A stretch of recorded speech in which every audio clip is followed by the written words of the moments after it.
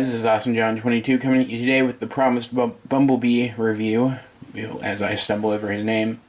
We are looking at the 2-pack from the recent Age of Extinction toy line, where we have the new concept Chimera version of Bumblebee and a facsimile meant to represent G1 Bumblebee.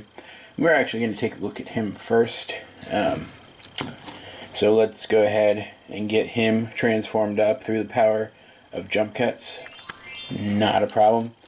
In fact, transforming him is not a problem in general. He's very, very simple, requiring only a couple more steps than the original G1 Bumblebee.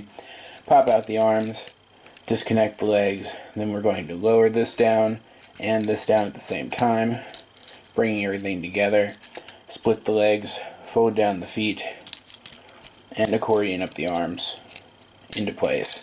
And there you have this Bumblebee, which is made from, let me straighten his arm out, made from the same mold as the old Generations Legends Bumblebee. I believe it's still part of the Generations line that we've been getting with little Target Master Minicon partner guys.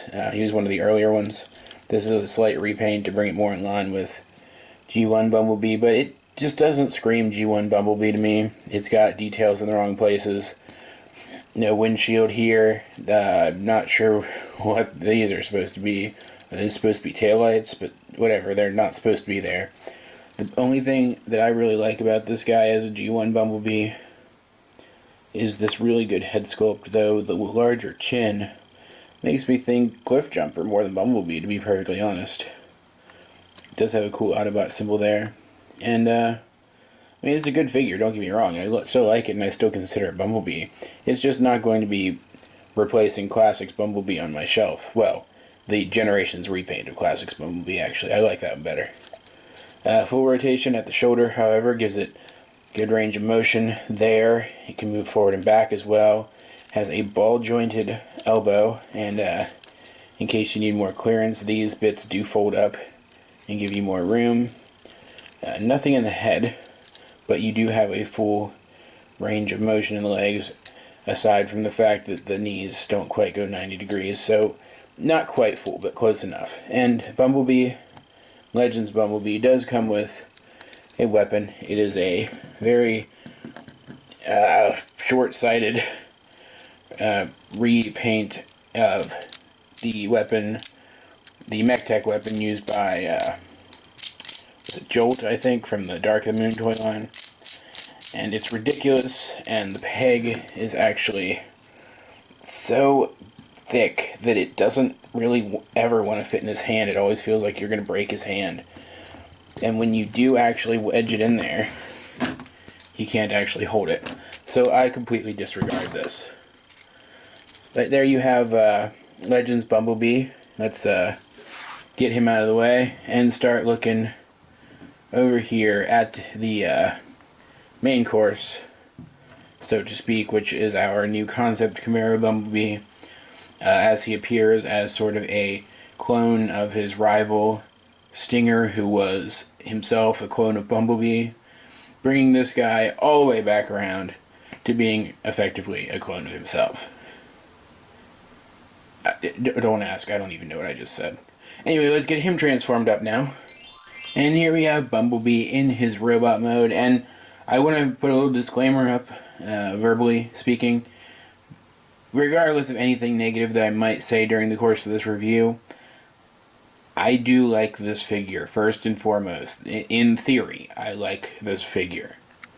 But anyway, having gotten that out of the way, let's take a look at this guy up close. Let's bring him up a bit, get the light shining off of him, and bring the camera in close, and you're going to notice that right off the bat. The fact that this and this yellow are orange more actually, are completely different colors. You can see the same thing here on the doors, the same thing back here. Every part of this figure that is clear plastic painted yellow-orange is a much deeper color than the rest of the car. And it doesn't show up quite as prominently on the live figure, especially under, like, the right lighting. Like right now I don't notice as much as I do like over on when I have it sitting on my desk and I'm dealing with it, but it's It's definitely noticeable, and really nice black stripe down the middle. But I kind of like the double stripes better than the single stripe. Whatever. Off topic completely. That is the one thing that first and foremost annoys me about this figure. Also, that there are these big tabs right there behind the windows, the clear blue plastic windows that actually have the windows tabbed into them. That it's just so obvious. There's not a lot of huge, obvious robot junk through the windshield, however, so that's kind of nice. And there is great detail here on the front of the car with the Chevy logo and the headlights. God, I'm stupid. And whatnot. Really great molded detail in the wheels, though I would have liked to have it. I would have liked for it to have been painted. Seriously, what is wrong with me today? You can see great molded detail here in the back. No paint, though. I might go in and fix that myself, or just wait for repro labels, who will probably do something eventually about this. You know, they tend to do that. And then little spots for Autobot symbols, if that will focus. There we go. On each side, as you can see, nothing, no detail on them at all. But overall, it's a pretty snazzy looking vehicle mode, though the second, and it rolls pretty well, the second fundamental issue I have with it is right along here. Bring the camera in again. You can see there's a gap there. No matter what you do, no matter how hard you press on all the different bits all around here, you're never going to completely get rid of that gap. It's always going to be there. It is just a flaw in the design, and it's probably because this is painted, being thicker than it was at the time of being molded. That's also probably why up here in the front you have some tightness when you're putting everything together, but well, I guess we won't get that. We don't do reverse transformation. So there's some tightness in this when you're putting everything back together for vehicle mode. Still, overall, I like it. I think it looks fine. It's got a fantastic design. These vents and the hood look fantastic. Great molded detail all around. Of course, it's Bumblebee. They want him to bring in the dollars, so they want him to look good, and he does. He looks really good. Clear plastic aft rear window thingy. Is there a name for that? Like, I know this is the windshield. Sorry, I'm getting really off topic today a lot. Clear plastic, but you can see his legs through it, so I don't really like it. I kind of wish it weren't clear, but, you know, same thing as the windows. But yeah, so, that's Bumblebee in his vehicle mode. I know that the vehicle mode being all discolored and whatnot is probably going to turn a lot of people off to this figure, and to that I say, do not judge this figure solely based on the color differences. Actually look at the figure. Take a look at it. It's good, because this next mode, I think, just it blows this mode away. What we're going to do first to start transforming him is we're going to come down here and we're going to pull loose these throwing star-esque weapons that he and Stinger both have, though I don't really remember Bumblebee using them. You can see his body is clearly right under there. Next we're going to come here and we're just going to kind of loosen these up. Come up top here and kind of lift this so that we can bring these, and this is some of that tightness I was talking about, bring these separate from this front grill piece. Then we're going to open this up and maneuver this down so that it comes past these black extensions, because these gray arms can get caught on these black extensions fairly easily. Bring this up just a little bit. And we're going to lower this down, and then we're going to bring the chest up. Trying to lower this down flat. Bring the chest up and kind of raise it up over this little plastic lip here. And that's his chest done already. Typically that's something I would like to save for last, but it just seems practical to do it first here. Next we're going to come underneath the arms and we're going to fold the windows up behind the arms. Come to the back here, lift up the backpack, bring it up, and the whole thing swings a little bit like so. Then we're going to come down here, split the legs a notch on each side just to kind of get them separated. Then we're going to bring these feet down, fold these in, fold in, We're going to bring these back sections that kind of popped up when we were bringing the feet down because they're really loose. Rotate everything into place like so. And then rotate the legs around at the thigh joint. And we're almost done. Bumblebee is pretty much 100% transformed now. And in fact, a lot of the promotional art and even some other reviewers, actually, have kind of stopped here, but there is more to the transformation. You're going to fold these car bits forward and then out, and I think it really improves the overall look of the figure. Maybe you disagree. I do not, and this is my show, so I win. Anyway, next we're going to come back here. We're going to bring this backpack back away from the figure a little bit so that we have clearance to plug in these star weapons, which he can hold in his hands. I'm not going to show it off because they're kind of tight and I don't want to deal with having to pull them back out, but they do fit, I promise. And now we have Bumblebee in his robot mode, and I love it. I love this mode. It could use more variations in paint aside from yellow, orange, and black, but I think it looks fantastic. And it's not 100% on model. I'm not going to say it is because it's not. And you can see the light piping through his eyes even from all the way back here. That's just great. It's not 100% on model. It is based on a earlier version of the concept character, so it doesn't have everything it should. Like, for example, the throwing stars should be kind of, zoom out so you can see what the hell I'm doing, kind of be over here pointing out and flat instead of, you know, pressed up like this. But just great. Great detailing in the chest. You can see it looks like parts of his car are compressed together, which is what folding the grill behind his chest is supposed to symbolize. See, cool detail in the abdomen that I really wish was picked out with paint. Looks like pistons. A lot of cues taken from the older Bumblebee figures as well, but in completely different ways, which is always welcome, of course.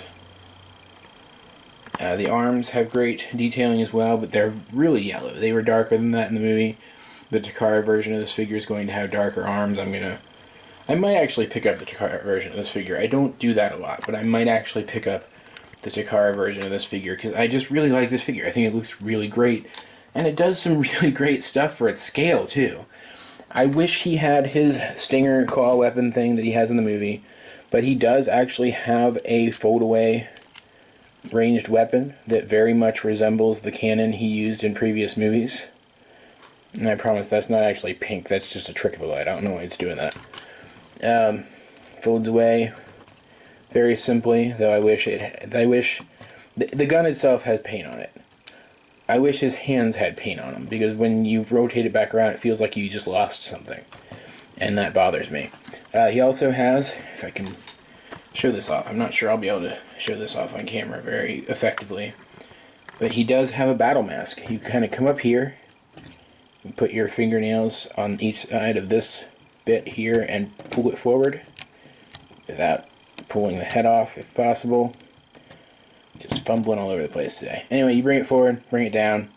Now he has that really bug eye-esque battle mask thing. It doesn't cover his entire face, but it covers enough. I do wish, again, there were some black detailing on here to pick out, because you can see, if I bring it in really close, you can see there are like these little jagged, buggy eyes molded in right along here, but they are not picked out with paint at all. And it's really a shame. Coming back, bringing this up, and then pushing it back into place, we can get a look at his proper face sculpt, which, despite the fact that the battle mask gives him kind of this Cro-Magnon brow line thing going on, it's pretty cool. Completely didn't focus, jeez. Got some great black detailing up top on the battle mask that I think really helps it. Really great molding all around. Blue optics that are very, very well light piped. I absolutely love it. Great face sculpt. Absolutely fantastic. The figure itself is built well, too. These bits on the shoulders can pop off, but they slide right back on. Still be careful with it. However, it does have a full range of articulation, even if the backpack does kind of get in the way just a little bit. Ratchets in the elbows, very loose ones, but ratchets nonetheless, that's cool. Ratchets in the hips as well, in and out, and this is his knee. That's the only issue I have. You kind of have to unfold that, to get his knee to bend any further, and it's really high up, just like on the high octane version that I reviewed a little while back. But he does have movement in the feet at 2 points. Not sure why you would need that. And no waist, but he does have a fully ball jointed head that can get all kinds of crazy poses. And really, aside from the knees that I just pointed out as being somewhat of an issue, the only problem I have with this figure is that he has a giant backpack, and all the other Bumblebees did that too, but it was kind of a jumping off point for their door wings, which he doesn't have here. In fact, he had a very sleek humanoid physique in the movie that just, without the backpack would carry over great into this toy. But the backpack just it fills in that whole area and makes him look bulkier than he actually is, and it bothers me. Not a lot. I can get past it, because like I said, I do really like this figure. But it does bother me, nonetheless. Still, despite the few problems that I feel this toy definitely has, his figure is definitely worth getting. Especially if you like movie Bumblebee at all, or you just like Bumblebee, or you just like decent Transformers. It's not great. I'm not going to go out all the way on the limb and say it's great, but it's a very good figure, and it looks very cool. And if it had more color matching done in the vehicle mode, it would be, I think, a great figure. I think that is literally the only thing holding it back from being a great figure in this modern age, is literally the paint, and that pretty much sums up every deluxe class figure made in quite a long time, actually. This set is worth getting with the Legends Bumblebee, especially if you don't already have a version of that mold. It's definitely worth getting. It's only a couple bucks more than the individual figure. It's Toys R Us exclusive, which might be the only thing that puts you off. I don't know if everyone has Toys R Us in their areas anymore. But it is Toys R Us exclusive, but it's only a couple dollars more than the actual retail price of this guy, which means you're basically getting this figure for under like $2. I think that's a win. I think that's especially a win for collectors. So as far as Bumblebee goes, and as far as this set goes, I strongly recommend this. Go check it out, go take a look at it in the store, see what you think, at the very least, but if I were you, I would just go ahead and pick it up. So guys, that's about it for this review. I hope you enjoyed it. If you did, please like and subscribe and leave a comment down below if you feel so inclined. In the description down below, you'll find a link to all the other stuff I'm working on right now, including a link to my collections video. Check that out. If you see anything in that collections video that you'd like me to review, let me know and I'll see what I can do about that. This has been AwesomeJohn22, and I will talk to you guys later.